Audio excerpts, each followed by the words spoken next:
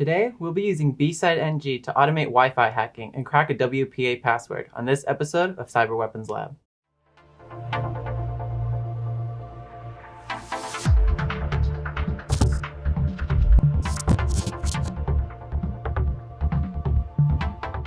Although WPA2 is the common standard for Wi-Fi encryption, it's actually very easy to crack using tools like AirCrackNG and bside-ng. And today we're going to be doing that using a Wi-Fi adapter as well as a Kali Linux computer. If you're not sure if your adapter is going to be compatible with Kali Linux, be sure to check the links in the description below. And also please be advised, when you do use bside-ng, you do need to set it to target a network, because if you just spin it up, it will attack everything around you, and that's illegal. Let's get started. Okay, so the first thing that we're going to do is we're going to specify which directory we want to save to, and that's just because it's going to make things a lot neater overall. So we're going to do cd://desktop. Bam, there we go. And then the next thing that we're going to do is, for the purposes of this tutorial, I did not plug in our antenna, and we're going to be using the PAU07 Panda wireless antenna for this tutorial. There's lots of other ones you can use, and you can always just check links in the description for other articles about which would be the best option for you. So we're going to be doing ifconfig, and we're just going to be taking a look at the different interfaces that we have available to us. And we see we have here WLAN 0. That is the internal wireless adapter. And now I'm going to go ahead and plug in our external adapter. And let's see if I can run it again and see if it shows up. All right, let's use iwconfig. And that's going to let us just look at all the wireless interfaces we have available to us. Okay, here we go. We have WLAN 1. And as we can see, it is turned off. If even, more contemporary, you can use IPA. And we have WLAN 1 here. We can see it's currently, the state's down, which is also being turned off. So what we need to do now that we have it plugged in is we need to put it into monitor mode. And what we're going to do is use airmon-ng, and this is another tool in the AirCrackNG suite. And what it does is it just puts our antenna into monitor mode. And our antenna, as it's capable of doing packet injection and being put into monitor mode, which is the reason that we're using it. So make sure before you start that your antenna is capable of doing both. Again, consult those articles. And we're going to use airmon-ng start. That just means we're starting whatever interface we're going to use. WLAN 1. There we go. And we can even, if we want to, check again, try to run the command again. Oh, it says the device is not there anymore. It doesn't exist. It's just vanished. Actually, the name's changed. And if we do WLAN 1 mon, see it's done there. We can even go back to iwconfig, and now we can see it's been renamed WLAN 1 mon. So we know that's been put into monitor mode. And so now that we've done that, we're going to get to pick our target. And I've already set up a target for us today. It's going to be a mobile hotspot that is connected to a computer that's running a YouTube video in the background. So I'm going to go ahead and find it, looking at the network traffic around us with aerodump-ng, which is another tool that we have available to us from the AirCrackNG suite. We're going to specify which interface we're using, which is going to be WLAN 1 mon. Okay, as you can see, our antenna is starting to sniff around and show us all of the different networks that are around us. And we can see different things like we can see their BSSID, and we can see what channel they're on. And we can also see here the data.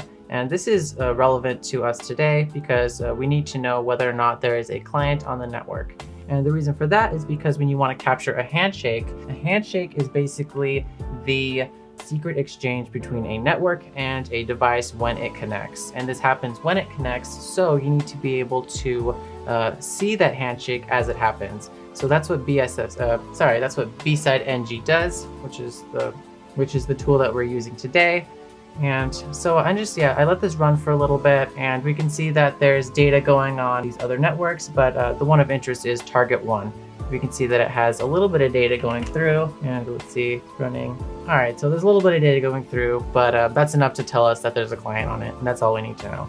So I'm gonna go ahead and stop this from running, and I'm gonna grab the BSSID of this network. And the reason for this is when we run bside-ng, we are able to specify a target, which is important for this tutorial because we want to make sure that we're just targeting one network and not all of the networks around us, which bside-ng will by default attack everything. So it's important that we do this step. and that it never be skipped. And then moving on, now that we have our target network, we're going to try and see if we can listen in on the secret exchange between the network and the client and see if we can capture this handshake.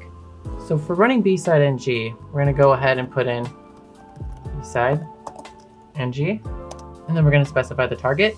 We can do this by putting -B, which is for BSSID.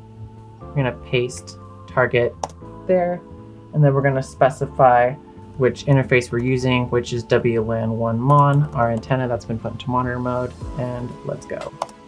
Okay, so we can see that it's scanning through all the different channels, and now that it's locked onto the target it was looking for, it is sending DAuth packets to both the network, the cellular phone that's broadcasting the mobile hotspot, and the client computer that's connecting to it for interwebs, and it's telling both of them to disconnect. Oh, and there you go. So we've already owned the targets, which means that in the interim, while it was telling the two devices to disconnect from one another in their attempts to reconnect, it was also listening in on their attempts and captured a handshake. And that gets automatically saved for you. And since we specified that we're going to be saving to the desktop at the very beginning, that's going to save us the trouble of it ending up anywhere else. So now that we've done that, we can go ahead and try to crack this password open. So the way that we do that is the handshake is basically a hashed mashup of both the password and the network name and a couple of other details. It puts it through an algorithm and gives us a nice hash that we can use to check whether or not it's the correct password. And we do this by checking it against a password list that has any number of passwords. I'm going to be using a pretty popular one. It's probably a little bit dated, but it's not going to matter because I had set this up with a pretty easy password to begin with, just to show you guys. So we're going to do aircrack NG, for which the suite is named after, and we're going to put in the word list that we're using, which is going to be docu.text. Oh, and I also did forget to specify, actually no, it doesn't matter. I can show you if we don't put it in. Just put in wpa.cap, which is the capture file that has the handshake in it.